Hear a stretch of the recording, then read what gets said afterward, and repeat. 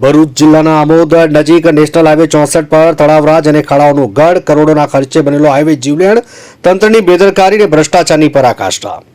ભરૂચ જિલ્લાના આમોદથી પસાર થતો નેશનલ હાઈવે 64 હાલમાં અત્યંત દયનીય અને જીવલેણ પરિસ્થિતિમાં છે। કરોડો રૂપિયાના ખર્ચે તૈયાર થયેલો આ માર્ગ ભ્રષ્ટાચાર અને નબળી કામગીરીનો જીવંત પુરાવો બન્યો છે। હાઈવે પર ઠેર ઠેર મસમોટા ખાડાનું સામ્રાજ્ય, જે વરસાદી પાણી ભરાતા તળાવ જેવી સ્થિતિ સર્જે છે, જેના કારણે સ્થાનિકોમાં આ વિસ્તાર હવે ખાડાઓનો ગઢ તરીકે જાણીતો બન્યો છે। આ રસ્તાનું બાંધકામ માંડ 4 થી 6 મહિના પહેલા થયાની વાત છે અને બિસ્માર હાલત સ્પષ્ટપણે કોન્ટ્રાક્ટર અને સરકારી અધિકારીઓની મિલીભગત અને બેદરકારી સૂચવે છે। આ બિસ્માર રોડને કારણે વાહન ચાલકોને पारावार मुश्किलों सामनो करवो पड़ी रहो छे। नाम है भाई साहब आपका? मेरा नाम दुर्गेश पटेल है। एलपीजी गैस से निकल चलाता हूँ मैं।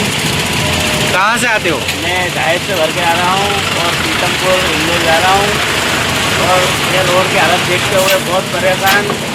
गाड़ी का कमानी टूट जाती है, क्या हो जाता है। हाँ, ये करोड़ों का खर्चा ये मिट्टी में मिल रहा है। ये देखो ना, पूरा गारा पत्थर डाल के और ये करोड़ों का मिट्टी बना है ये। तो क्या कहना चाहोगे कॉन्ट्रैक्टर को? गवर्नमेंट बहुत अच्छा है, देखो ना गुलाब का फूल खिल रहा है, रोड नहीं है।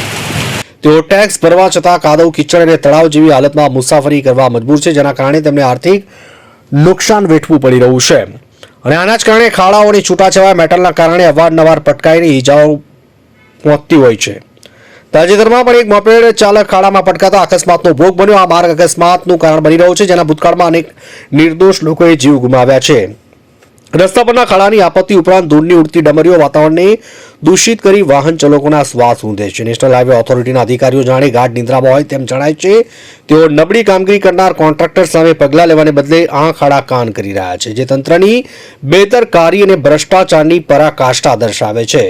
તંત્ર દ્વારા માત્ર દેખાવ પૂરતી કામગીરી કરવામાં આવે છે, જેમાં છૂટાછવાયા મેટલ પાથરી લોકોની આંખમાં ધૂળ નાખવાનો પ્રયત્ન થાય છે, જે આ સમસ્યાનું કાયમી નિરાકરણ નથી। પ્રજાની કડક માંગણી છે કે તંત્ર તાત્કાલિક નિંદ્રામાંથી જાગે અને ગુણવત્તાયુક્ત સમારકામ કરી વાહન ચાલકોને આ નરકાગર જેવી યાતનામાંથી મુક્તિ અપાવે। વળી આ બેદરકારી માટે જવાબદાર અધિકારીઓ અને કોન્ટ્રાક્ટર સામે કડક પગલાં લેવામાં આવે। આમોદથી અમારા પ્રતિનિધિનો રિપોર્ટ।